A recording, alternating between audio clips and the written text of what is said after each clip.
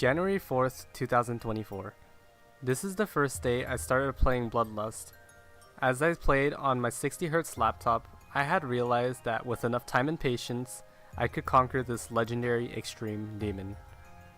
Bloodlust is a 2-minute and 50-second long XL extreme demon that takes gameplay parts from Bloodbath, the hardest level of 2015, and basically super omega buffing it into oblivion. Here's a back-to-back comparison to show the difficulty increase between Bloodbath and Bloodlust. In addition, there's an extension part after the Bloodbath section that spans almost a minute long and features the last part of the song, At the Speed of Light. Bloodlust was placed as the #1 hardest level on release in 2018, and still claims a spot on the Pointer Crate list today. The Pointer Crate list is a demon list listing the top 150 hardest extreme demon levels in Geometry Dash. In January of 2024, Bloodlust was still ranked as number 97th on this list after around 6 years of its release. At the time, my hardest completion was only Windy Landscape, a pretty easy insane demon. To say this was a jump in difficulty would be an understatement. While it would be hard to explain the major difference in difficulty, the Geometry Dash Demon Ladder, something one of my viewers on Twitch mentioned, shows a tier difference between some popular levels you may recognize ranging from Tier 1, the easiest demons, to Tier 35, the hardest demons. Levels that aren't demons can be considered below Tier 1, so stuff like Stereo Madness all the way up to Electrodynamics. Clubstep is considered Tier 3 in difficulty. Windy Landscape, one of the easiest insane demon difficulty levels, is considered Tier 16. The Extreme Demon category, the highest difficulty rating in Geometry Dash, starts at Tier 21, with Cataclysm on Tier 21 and Bloodbath on Tier 24 respectively. So where does a level like Bloodlust place? Bloodlust is placed all the way up at Tier 32. So this prompts the question of why. Why would I attempt something this far out of my skill range? I was clearly underskilled despite my completion of Windy Landscape and 71% score on Cataclysm at the time. Well, the first reason seems obvious: to challenge myself. I've always liked challenging myself to improve at things in many areas of my life. Something like Bloodlust, a level less than 1,000 people have yet to beat over the span of 6 years, seemed appealing to me. I had previously mentioned a 71% score on Cataclysm, one of the easiest extreme demons in the game. While this could have been my first extreme demon completion, I realized that the level was simply not that hard for me, and that I had more to show than a completion like Cataclysm. This prompted me to be demotivated from beating a level at that difficulty. While it's true that most players never even get close to completing a single extreme demon in their whole Geometry Dash career, Cataclysm simply wasn't enough for me. The second reason I'll explain later throughout the story of my completion. On January 4th, I started playing Bloodlust on my 60Hz laptop in my room in Hsinchu, Taiwan. I realized a month before that I was able to complete Windy Landscapes pretty easily, and my progress on Cataclysm seemed to be pretty fast. I got 71% on Cataclysm and dropped the level because I lost interest. What I realized on my first couple of days of Bloodlust was that I did have the skill to beat it eventually if I just tried hard enough. So over the next couple of months, I grinded it out whenever I had the chance to. Bloodlust was number 97 on the demon list, so I wanted to beat it before it fell off the list to mark my legacy on the legendary extreme demon. On January 12th, I did my first run of 80 to 85%, which was the whole corridor section. Although my progress was slow, keep in mind that my hardest was Windy Landscapes, which I had beaten 3 months prior. This little run told me that if I could just do more of these little runs, then eventually I could complete it. By the 20th, I had 14,000 attempts, and on the 31st, I did a run of 73 to 86. This is actually the first run where I have a video of it, although when I died, I made this weird noise.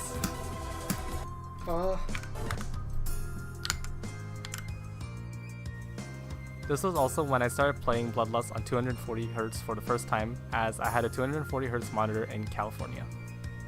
Sometime in March, I realized something else about me going for Bloodlust. This would be my second motivation for a completion like this. I found this person's channel named Zoklev, who was the #1 Taiwanese player according to Russia's demon list, and his hardest was Sonic Wave. Zoklev also had a record of 56% on Bloodlust, which was the highest percentage I could find from Taiwan. I assumed Sonic Wave was the hardest demon in Taiwan, meaning that if I were to beat Bloodlust, I would be ranked as the #1 player in Taiwan and have the hardest demon in Taiwan as well. However, this is where my motivation started dying down a bit.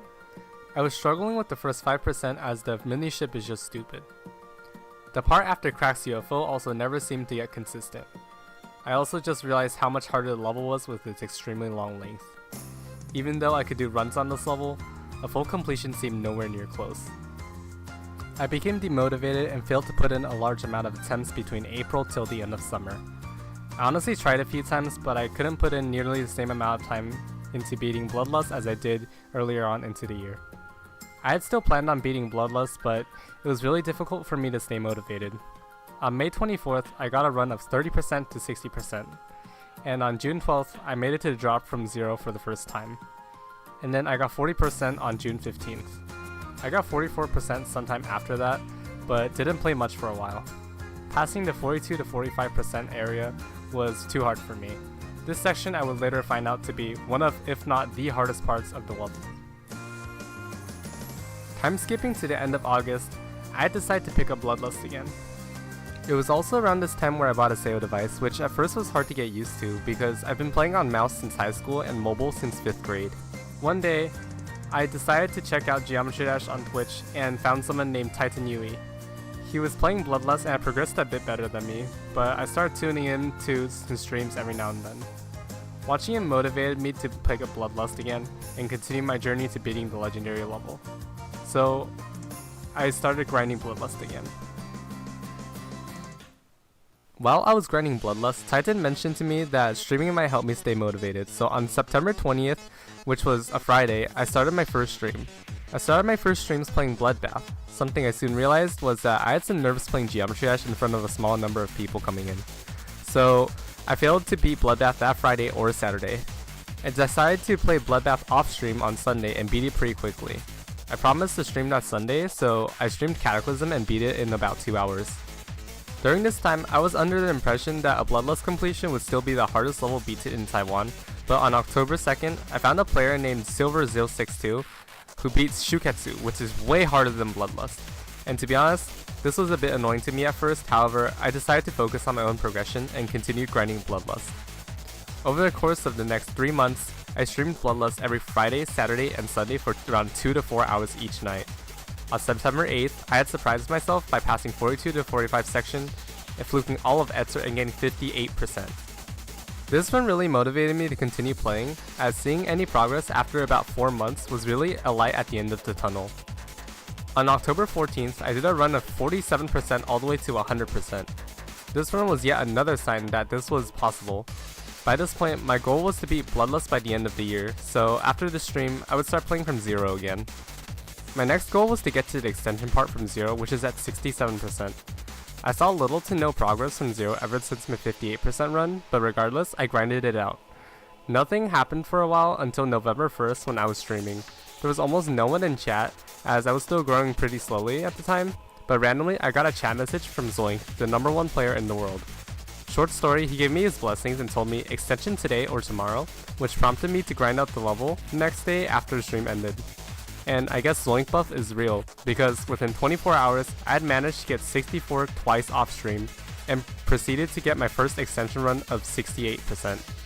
2 weeks later, on November 17th, I got a run of 70% on stream, and this is where progress really picked up. Off stream, I did a run of 30% to 100%, which I was told really gave a mental boost to my previously mentioned friend Titan Yui, who eventually beat Bloodlust on stream. From this day moving forward, I got multiple extension runs playing from 0 every week.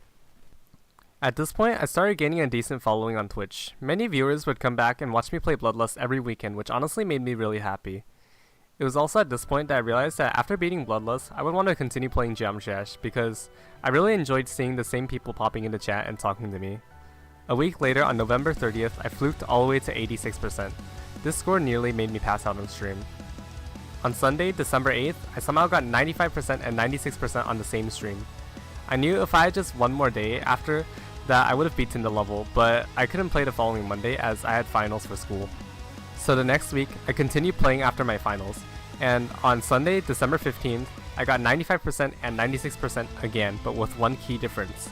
The following Monday, I had no school as I had already finished my finals. So on Monday, December 16th, I started stream early and started playing Bloodlust.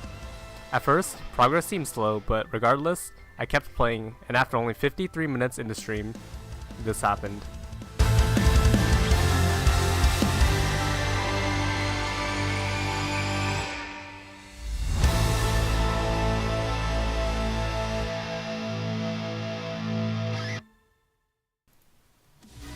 I did it. Bloodlust was finished. After 85,000 attempts throughout the course of 362 days, it was over. As for my completion of Bloodlust, it was accepted by the Pointer Crate list team not long after the completion. This completion also marked me as the 825th victor of Bloodlust in the world and second victor in Taiwan. I will say that I truly do not know if I would have ever completed this level without all the support on Twitch. My last 4 Bloodlust streams over Friday, Saturday, Sunday, and Monday averaged around 25 to 30 confirmed viewers and 1,700 views in total, which is crazy considering I've only been streaming for about 3 months prior. Whatever happens next, I will never forget this experience, so I just want to say thank you. Thank you everyone who tuned in during these Bloodlust streams. Honestly, I was just going to quit Geometrash after this completion, but the Geometrash community makes me want to stay because you guys genuinely mean a lot to me. I met so many people as a streamer and it makes me really happy. As for the future, I want to keep streaming and I want to try to make some Geometrash content on this YouTube channel as well. So subscribe if you want to see me again. I'll be announcing my new hardest level soon, so I hope you stick around for that. But for now, see you guys soon.